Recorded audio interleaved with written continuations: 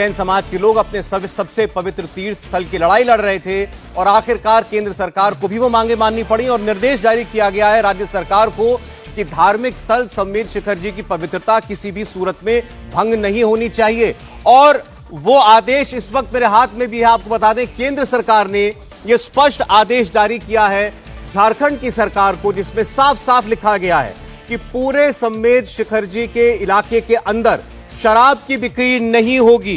किसी भी सूरत में पूरे पारसनाथ पर्वत क्षेत्र पर शराब, ड्रग्स और अन्य नशीले पदार्थों की बिक्री करना पूरी तरीके से प्रतिबंधित होगा। यह प्रमुख मांग थी जैन समाज की। और इसके अलावा आपको बता दें, तेज संगीत बजाना, लाउड स्पीकर का इस्तेमाल करना, यह भी पूरी तरीके से प्रतिबंधित रहेगा। संमेर शिखर जी स्थल में नशीले पदार्थ नहीं बेचे जा सकते। इसके अलावा मांस, मदिरा का कोई इस्तेमाल वहां नहीं होगा।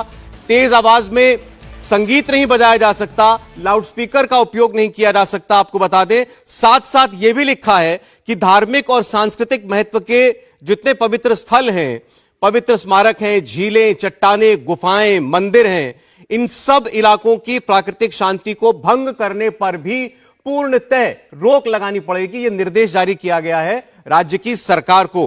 पालतू जानवरों के साथ वहां जाने पर पूरी तरीके से बैन होगा। इसके अलावा एक और मांग जो थी जैन समुदाय की कि लोग वहां आएंगे, पिकनिक स्पॉट बन जाएगा और इससे वहां की पवित्रता को नुकसान पहुंचेगा, उसका भी निर्देश केंद्र ने जारी किया है। और यह कहा है कि पारसनाथ पर्वत क्षेत्र पर कैंपिंग और ट्रेकिंग आदि की अनुमति नहीं होगी। तो यानी वहां कोई ऐसी पिकनिक नहीं मनाई जाएगी। कोई पिकनिक स्पॉट जो है उसको ना समझे, वो एक तीर्थ स्थल है, जैन समुदाय का सबसे पवित्र तीर्थ स्थल है। आप सोचें, हमारे जैन भाई जो हैं, भाई बहनें, उनकी जो मान्यताएं हैं, 24 तीर्थंकर जिनको वो पूजते हैं, मानते हैं, उनमें से 20 को वहां मोक्ष प्राप्त हुआ, ऐसी धारणा है। उस पवित्र स्थल को लेकर के भारत सरकार के पर्यावरण, वन और जलवायु मंत्रालय ने यह आदेश जारी किया है और यह राज्य सरकार को जारी किया गया है। जैसा मैंने आपको बताया, सभी प्रकार की नशीले पदार्थों पर की बिक्री पर पूर्णतः प्रतिबंध लगाया जाएगा। इसके अलावा कोई वहां तेज संगीत नहीं बज सकता, कोई लाउड स्पीकर नहीं बज सकता, शांति भंग नहीं हो सकती,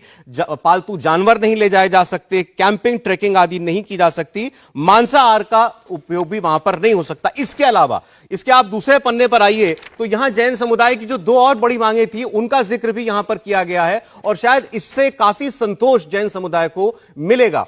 इसमें साफ साफ लिखा गया है कि जो 2019 की अधिसूचना थी, जिसके मुताबिक केंद्र सरकार ने इस पूरे पर्वतीय इलाके को इको सेंसिटिव जोन घोषित किया था और दरअसल ये राज्य सरकार की सिफारिश पर किया गया था केंद्र के द्वारा 2019 में, उसके खंड 3 के सारे प्रावधानों पर तत्काल रूप से रोक लगा दी है केंद्र की सरकार ने। और यह स्पष्ट मांग थी जैन समुदाय की, जिसको अक्षरशः मानते हुए खंड 3 के उस अधिसूचना के सभी प्रावधानों पर पूरी तरीके से रोक लगा दी। इसका मतलब यह है कि इसके अंतर्गत आने वाली सभी पर्यटन और इको टूरिज्म की गतिविधियां बंद हो जाएंगी।